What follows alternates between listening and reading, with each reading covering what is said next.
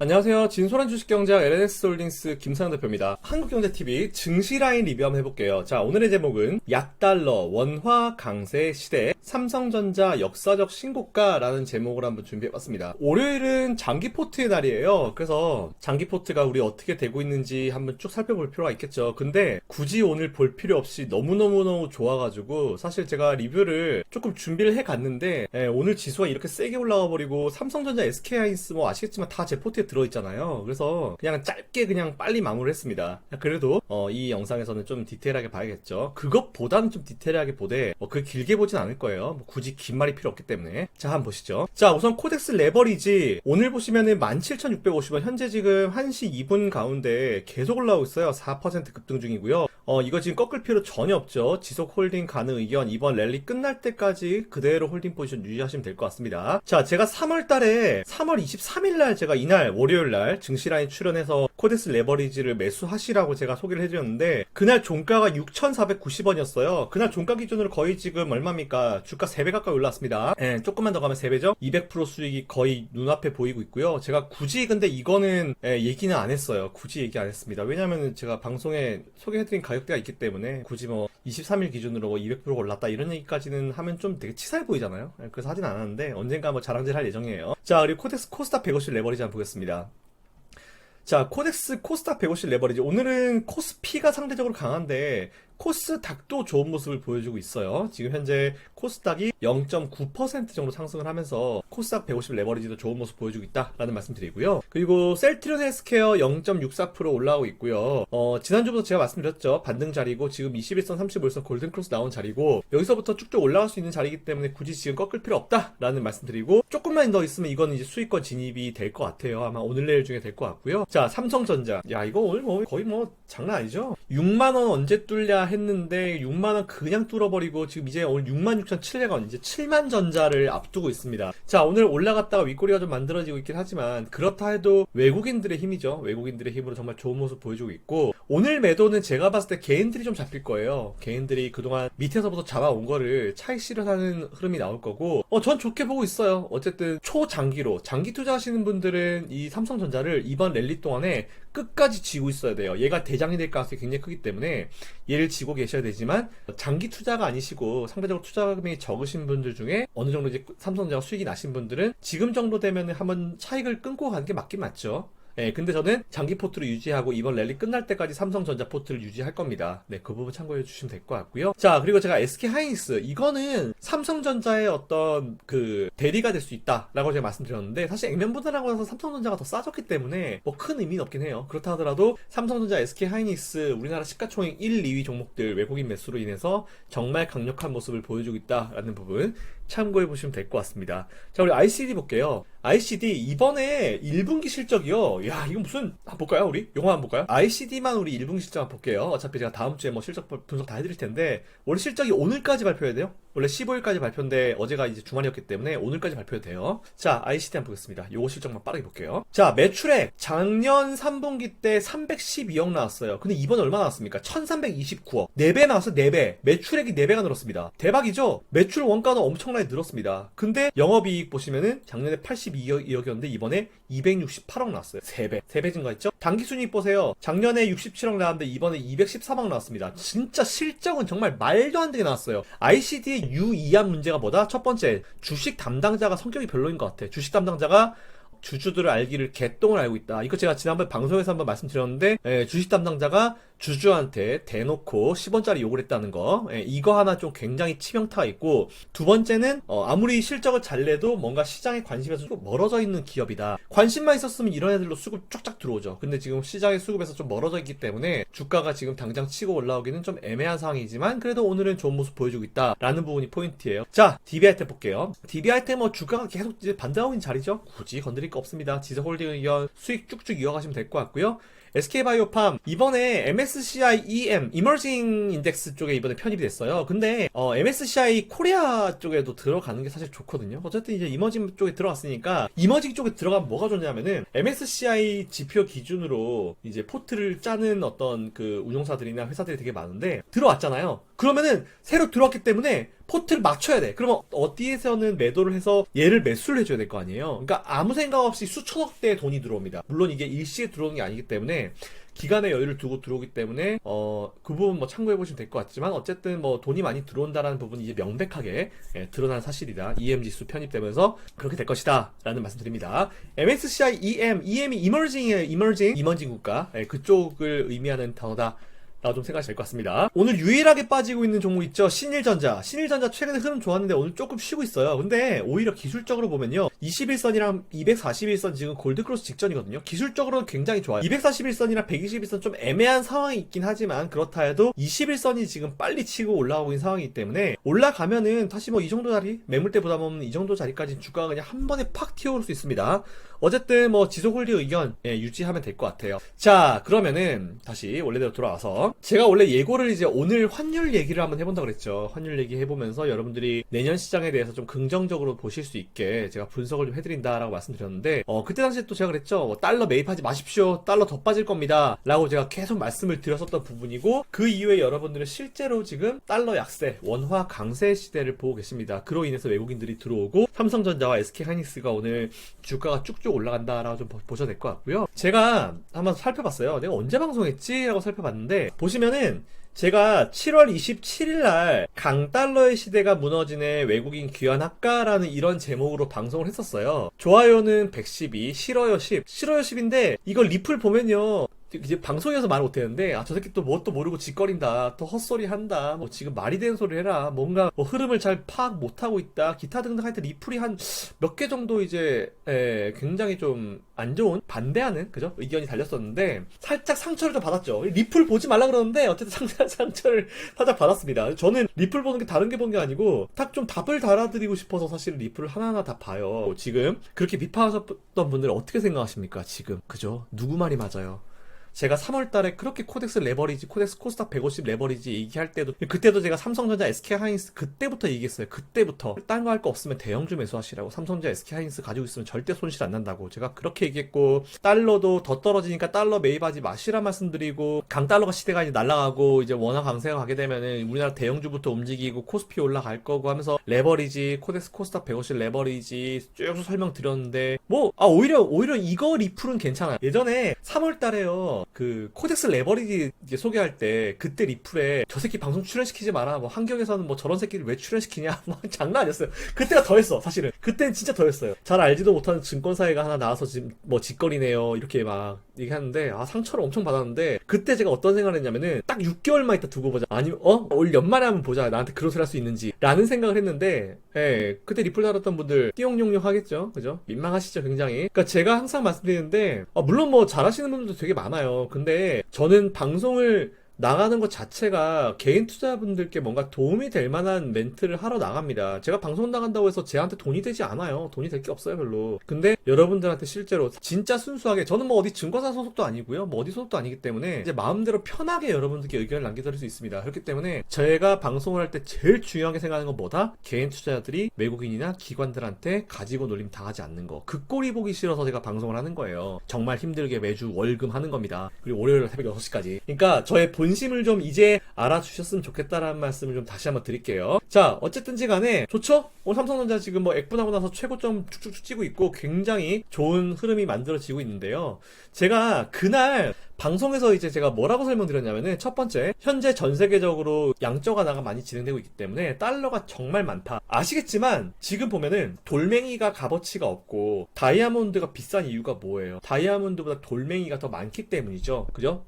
경제학의 기본 원리, 수요와 공급 원리에 따라 가지고 너무 흔하면은 값어치가 없어요. 그리고 흔하지 않고 굉장히 이제 스캐러시티, 이제 희소성이 뛰어나게 되면은 그게 가격이 매겨지고 가치가 올라가는 건데, 달러가 많아졌다라는 부분은 많아지기 전보다는 달러 가치가 떨어지는 거는 그거 누가 보더라도 자명한 사실이잖아요. 그 부분 체크. 두 번째는 환율은 상대적 가치다라는 부분 체크. 그리고 세 번째는 몇 달 안에 본격적으로 달러 약세가 대놓고 보일 거다라고 제가 전날 방송에서 말씀을 드렸어요. 그리고 네 번째, 그때 당시에 위안화로 영국의 브렌트유가 거래가 됐어요. 그게 사실은 영국이 달러에 대한 어떤 도전. 저는 감히 뭐 이렇게까지 표현을 했었는데, 어쨌든 뭐 그런 상황이 발생하면서 달러가 굉장히 좀 뭔가 뭔가 자존심의 스크래치를 받은 거죠. 역사상 처음으로 원유가 위안화로 거래가 됐기 때문에. 그것도 위안화잖아요. 위안화. 중국 화폐잖아요. 당연히 미국의 입장에서는 어떻게 보겠습니까? 좋지 않게 보겠죠. 그죠? 자, 그러면서 제가 여러분들께 처음 말씀드린 게, 여러분들, 자, 미국 주식 투자하실 때 뭐 먼저 매수하십니까? 팽 하죠, 팽? FAANG, 페이스북, 아마존, 애플, 넷플릭스, 구글 이거 하신다. 우리 개인 투자자들이 해외 미국 주식을 처음 볼 때 뭘 하겠냐? 팽만 본다, 처음에. 팽, 빵, 요거만 본다. 그러면은 입장 바꿔서 외국인 투자자들이 우리나라 증시를 봤을 때 뭐 먼저 보겠냐? 당연히 삼성, SK 하이닉스 뻔한 거죠? 예, 그래서 외국인들 들어오게 되면은 일단 삼성전자, SK 하이닉스 매수해놓고 본다 라고 말씀드렸고, 증권사 펀드 매니저들이나 뭐 증권사도 우리나라 국내 증권사도 마찬가지예요. 일단 삼성전자 사놓고 보거든요. 일단 사놓고 봐요. 그렇기 때문에 삼성전자는 3월달에 급락할 때, 그리고 지수가 올라갈 때 대장주 역할을 할 수밖에 없다라는 기본적인 부분을 말씀을 드렸어요. 자, 어쨌든 잘 아시는 대로 오늘도 현재 삼성전자는 액면 분할 이후에 최고가를 지금 계속 경신을 해주고 있습니다. 잠깐 윗꼬리가 달렸는데 그 무시하시면 될 것 같고요. 자, 그럼 이걸 누가 만들었는지 한번 수급을 통해서 한번 볼게요. 자, 삼성전자 수급입니다. 보시면은 뭐 11월 4일날 살짝 매도했는데 그 이후에 7거래일 순매수죠. 그리고 오늘도 순매수가 들어오면서 역사적 고점을 만들고 있다라는 부분이고요. 그리고 SK 하이닉스 한번 볼게요. SK 하이닉스 마찬가지죠. 보시면은 지난주 금요일까지 8거래 연속 순매수, 오늘도 외국인들의 순매수가 들어오고 있습니다. 자, 이거 보면은 당연히 이제 외국인들이 현재 코스피 시총 상위 탑2를 쥐락펴락하고 있는 상황이잖아요.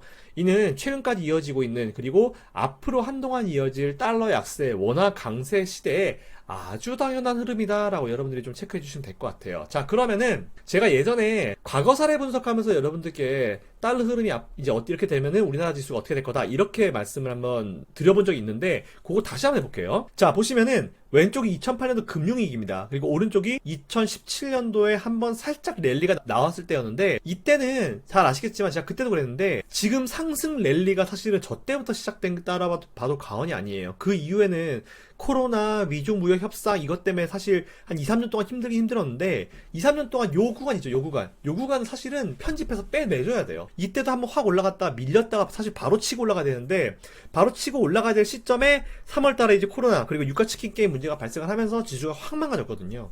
근데 뭐 물론 이제 이건 편집해야죠. 예, 편집해야 되는 부분이기 때문에 크게 뭐 문제가 되는 부분은 아닙니다. 자, 그러면은 이때 환율 한번 볼게요. 지금 우리가 봐야 될 게 뭐냐면은 2008년도 금융위기 때 이렇게 지수가 확 급락할 때, 그리고 2017년도에 확 올라갈 때, 이때 각각 환율이 어떻게 했는지, 원달러 환율이 어땠는지 보는 거예요. 보겠습니다. 보시면은 2008년도 금융위기 때 환율이 단기간에 확 올라가죠. 그리고 2017년도에 환율이 확 떨어지죠. 자, 비교해볼게요.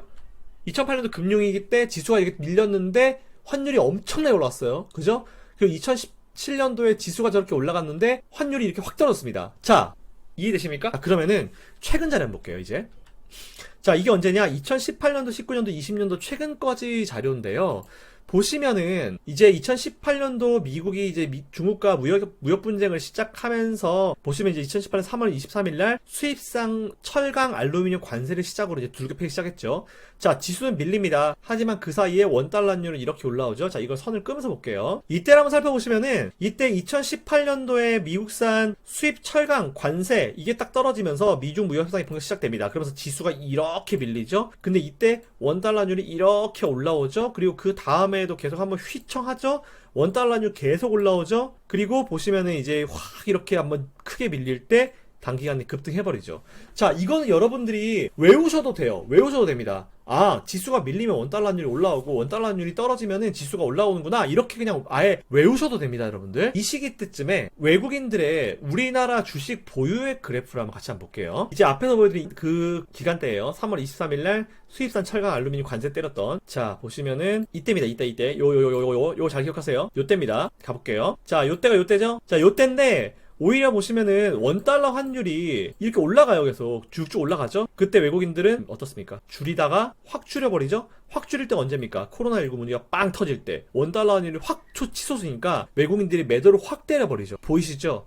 자, 그러면 이때 외국인들이 우리나라 쪽에서 빠져나갔으니까 S&P 500 미국 차트 한번 보겠습니다. 2020년도 한번 볼게요. 보시면 요 시기예요. 요 시기 쭉 끌어올리죠. 근데 아시겠지만 S&P 500 이렇게 올라갈 때 우리나라도 올라갑니다. 근데 문제가 다른 게 뭐냐면은 이때 당시 S&P 500을 끌어들인 거는 외국인들 흐름이 미국으로 좀 많이 집중되면서 저런 흐름이 나온 거예요. 근데 아시겠지만 우리나라도 올라오긴 했지만 최근까지 우리나라 동학개미들, 그죠? 개인 투자자들의 힘으로 좀 올라왔잖아요. 굳이 그건 제가 설명을 드리지 않아도 여러분들이 잘 아실 수 있을 거라 보고 있습니다. 자, 그러면은 지금부터 궁금한 부분, 제가 방송에서 얘기 안 한 부분을 얘기할게요. 그러면은 이제 원달러 환율이 계속 달러 약세로 가고 원화 강세로 간다. 그럼 도대체 달러 약세는 어디까지, 어느 포인트까지 이어질까? 사실 그거에 대한 부분인데, 방송에서는 제가 여기까지 얘기했습니다. 보시면은 지난번에 2018년도에 코스피가 최고가를 찍었을 때 그때예요. 이때가 언제입니까? 1월 29일이었는데 요때 당시를 보면은 원달러 환율이 1065원이 나옵니다. 1065원 여기 1065원이 나와요. 근데 이때보다 지금 훨씬 더 돈을 많이 풀어서 달러가 훨씬 더 많아져 있는 상황이에요. 그러면 당연히 이거 깨고 내려가겠죠. 자, 그래서 제가 아까 방송에서는 아주 제가 그냥 보수적으로 1065포인트가 1차 지지 라인이 방어선이 될 거다라는 그런 말씀을 드렸습니다. 근데 제가 우리 이 영상을 보고 계신 분들께만 제가 말씀을 드리면은 어디까지 밀릴 거냐? 우리나라 이제 탑티어 수준의 그 외환 딜러들, 그리고 이제 현재 월가에서 있는 탑티어 수준의 외환 딜러들, 제가 아는 이제 지인들한테 물어봤을 때 우리나라 원달러 환율 가능성은요, 달러당 950원. 네. 1000원이 깨지고 950원까지도 갈 것이다, 갈 수 있다 라는 얘기를 하더라고요. 네. 그러면 머리가 빨리빨리 돌아가죠? 아, 그 어떤 거 사야겠다 이런 생각이 드시죠? 자, 감히 근데 제가 이거를 방송에서 얘기를 못 하겠더라고요. 왜냐면은 아까 우리 그 PD님이랑 우리 작가님이랑 잠깐 얘기했는데, 제 방송 보신 분들은 제가 시황에 대해서 틀린 적이 없어요. 근데 하도 제가 이제 아시겠지만 모든 사람들이 아니다 라고 할 때 저 혼자 맞다라고 하잖아요.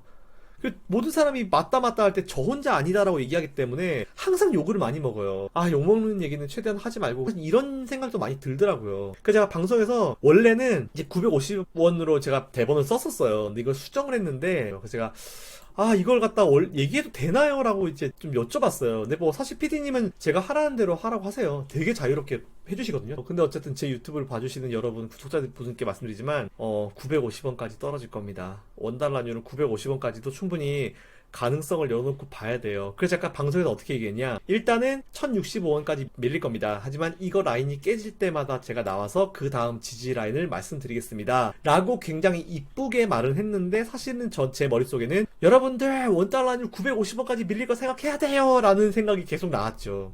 아무튼 뭐 이거는 뭐 어쩔 수 없습니다. 제가 어쩔 수 없이 뭐 참은 거니까. 자, 그러면은 결론 잡을게요.